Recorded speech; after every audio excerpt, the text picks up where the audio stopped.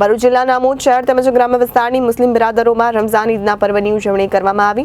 આમોદ શહેર તેમજ તાલુકામાં ગ્રામ્ય વિસ્તારની વિવિધ મસ્જિદોમાં ઈદની વિશેષ નમાઝ અદા કરવામાં આવી, ત્યારે મોટી સંખ્યામાં મુસ્લિમ બિરાદરો જોડાયા હતા। ભરૂચ જિલ્લાના આમોદ શહેર તેમજ ગ્રામ્ય વિસ્તારની મુસ્લિમ બિરાદરોમાં રમઝાન ઈદના પર્વની ઉજવણી કરવામાં આવી।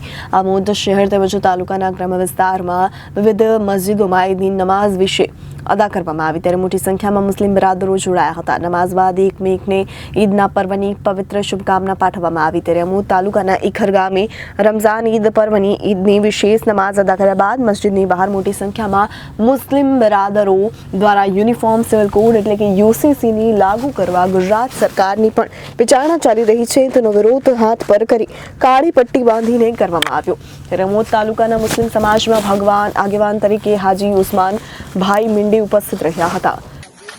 દોસ્તો, આજે મકબૂલિયતનો દિવસ છે।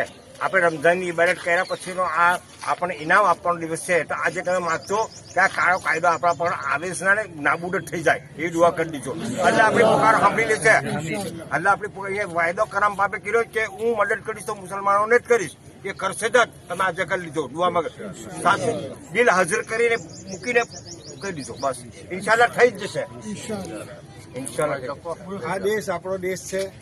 આપણે આ દેશમાં પેદા થયા છે, અહીંયા જ મરવાના છે ને અહીંયા જ દફન થવાના છે। આપણી મીઠાઈ જવાની છે। આપણને આ દેશની મોહબ્બત કાયમ રાખે અને આ દેશની અંદર આપણો ઇજ્જત અને વકાર કાયમ રાખે। આપણા હકુકોની અલ્લાહ પાક હિફાજત ફરમાવે। કોઈ પણ જાતના ખોટા કાયદાથી આપણા દેશમાં કોઈ પણ નાગરિકે બીવાની જરૂર નથી।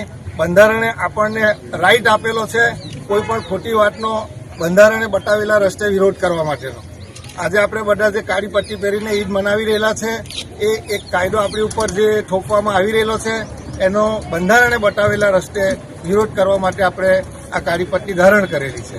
Bureau report Janadesh news Bharuch.